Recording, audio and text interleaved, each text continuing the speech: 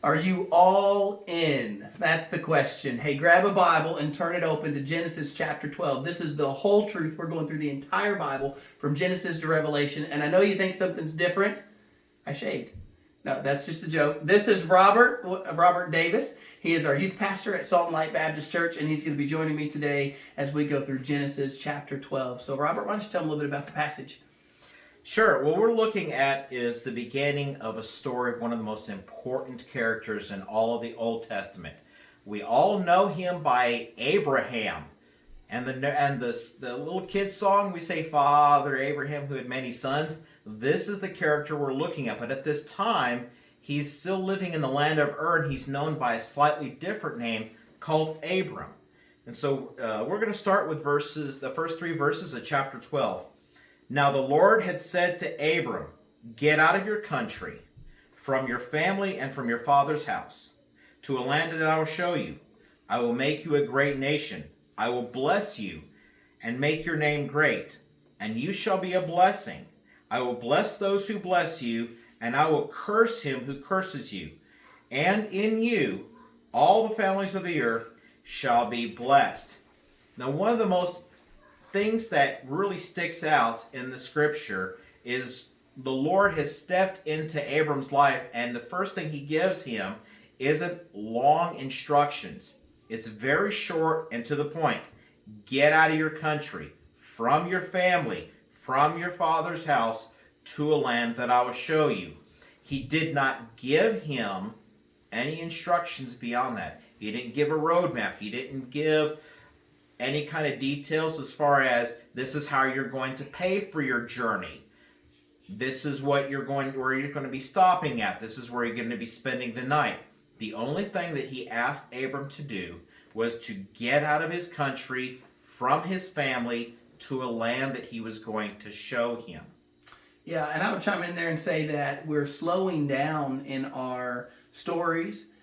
In the Bible, as Genesis started, we had some big picture items from Genesis 1:1 and following. We had the creation of the world, and we had the creation of man, and the Garden of Eden, and the fall of man, and there were some big stories. And then even like today, we were talking about Cain and Abel, and the stories that you saw with Cain and Abel, and how fast the generations were coming, that we even in one verse we see 6 generations from Cain in even just one verse. And so there's been these kind of rocket movements fast forwarding through from Genesis chapter 1 through Genesis chapter 11. But now when we get into chapter 12, we're going to slow down, and we're going to go from that big telescopic view to maybe more of a microscopic view, and we're going to hone in on Abram's life.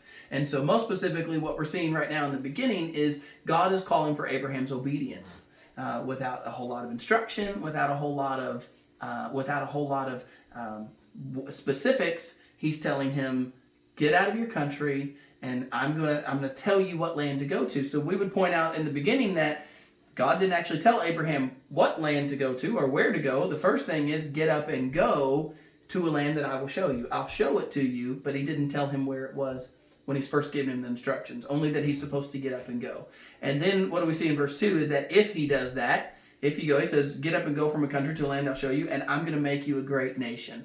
And so Abraham is supposed to follow God by obedience, and God's going to do the blessing. And so from that, we can take some lessons from that and about lessons in obedience, that when God calls us, we're supposed to be obedient to him. If we want the blessings that he's offering, then we need to be obedient to the call that he's giving. And many times what we find when God calls us to do something is he doesn't give the entire instruction at all. Mm-hmm. I remember a quick story that I could share is my wife and I were praying about something. And one of the things that I asked God was to show me everything that he was going to lay out.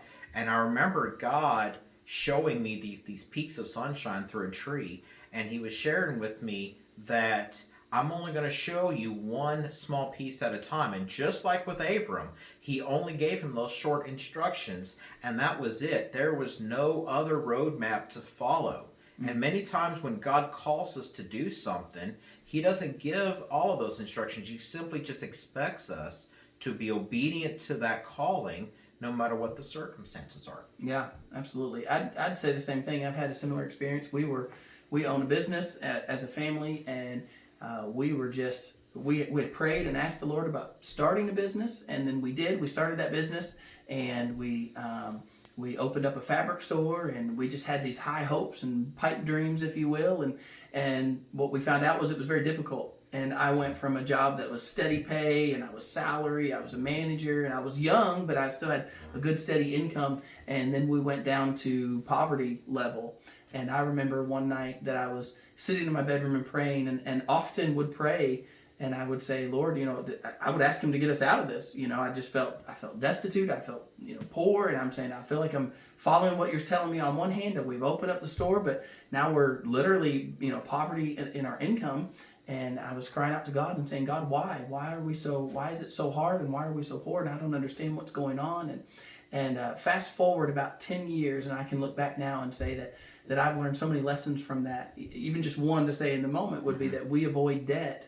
We don't take any debt in our family life or in our business because we learned very quickly that debt added up, and then we had to pay. Obviously, you got to pay that debt back. And so you don't know when God calls you to do something. You don't know all of what He's calling you to do. You only sometimes get a little bit of the picture. So sometimes it's not an easy thing He's calling us to, but He doesn't call us to know all the steps. He calls us to be obedient to the next step that He's giving us. And I heard somebody say this past week, and I heard somebody say that the most important moment in your life is right now. It's not just where you've been, but it's right now, where you are right now in this moment. So let's look on and see at this. We're in chapter 4. So this is Genesis chapter 4, and we're in verse 4. So I said chapter 4, Genesis chapter 12 and verse 4. So Abram departed as the Lord had spoken to him. There's obedience. And Lot went with him, and Abram was 75 years old. Are you catching that? He's 75 years old when he departed from Haran. Then Abram took Sarai, his wife, and Lot, his brother's son, and all their possessions that they had gathered, and the people whom they had acquired in Haran, and they departed to go to the land of Canaan. So they came to the land of Canaan. Abram passed through the land to the place of Shechem, as far as the terebinth tree of Moreh, and the Canaanites were in the land. And so now we see Abraham moving forward. We see Abraham is obedient to what God told him to do. God said, get up and go to a land I will show you.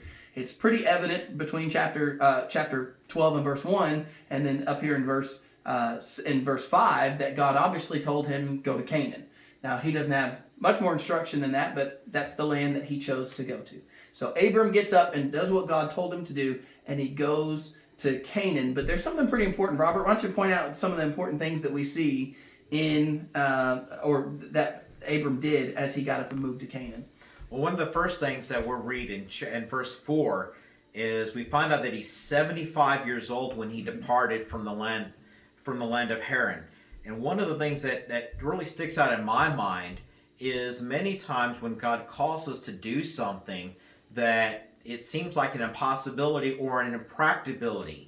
Whether we've got a house, we've got careers, and we're plugged into a current church, or we're 75, or we're 75 years old, and there's a lot of hindrances that we think are hindrances that try to keep us from obeying God. And God looks at him and says, "I want you to do this." And what does Abram do? He doesn't allow his age or the fact that he's got Lot or his servants. There's a lot that's in stake here for him to unplug from his entire homeland and to simply go.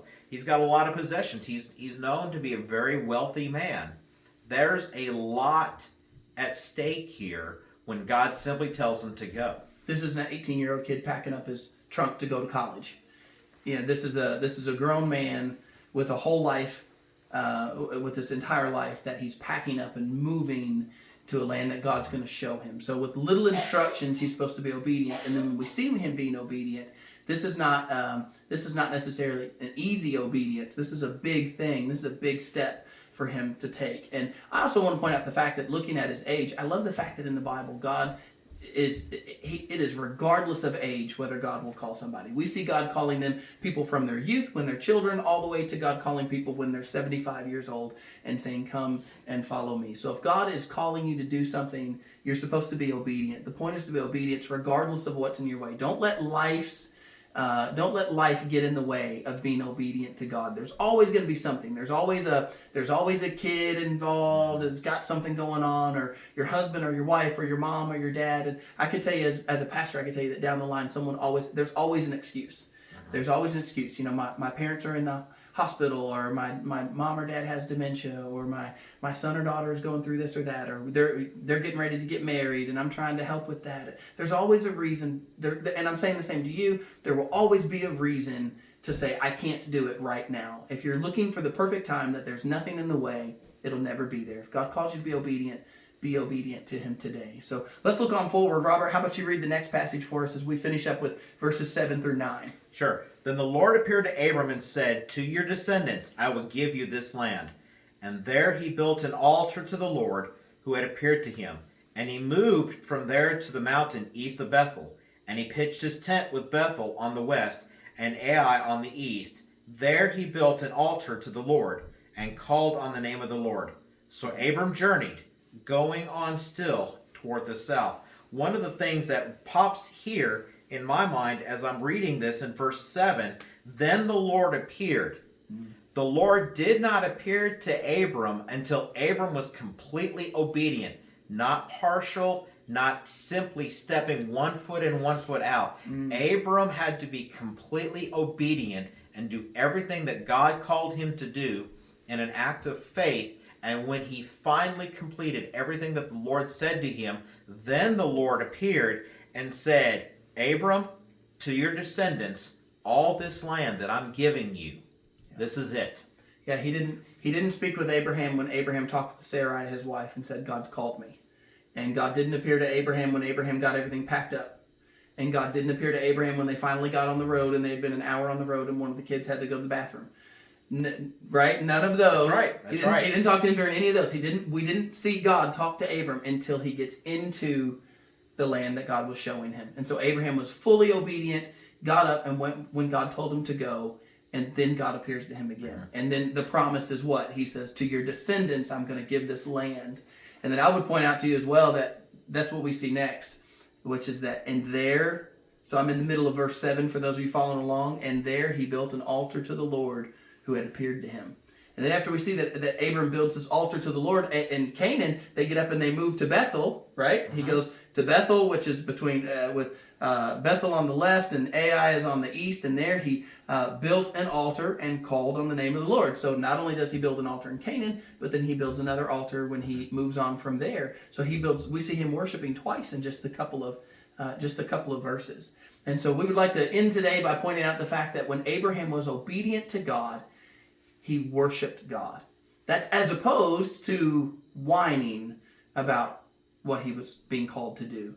And so you think of like a story of Jonah. What happened with Jonah? Jonah's called to go to Nineveh, and what does Jonah do? He whines about it the whole way. He doesn't want to do it. He doesn't want to go to those people, and he leaves. And so God doesn't want you to whine about it. When he calls you to be obedient, the Lord loves a cheerful giver. And so God calls you to be obedient, but to be obedient cheerfully. Worship him because he's called you. The Lord is paying attention to you, and he knows you, and he's calling you, whatever he's calling you to, follow him, and follow him with obedience and with a worshipful heart. That's what Abraham did, and that's why we still remember him to this day, like you were saying. His father Abraham, who had many sons. We sing songs about Abraham even to this day. But that's not because Abraham was so great, but that's because God was so great to Abraham in his faith. So, all right, we so much appreciate you guys watching these videos. Make sure to subscribe to the channel, follow along with the page, leave your comments down below, like, share, the whole social media thing. And by the way, just a quick plug, Robert's going to have a YouTube channel coming up soon. So as that comes up, we'll make sure to post a link to that here on the Pastor Justin Walker page as well. So thank you guys for watching. We'll see you tomorrow.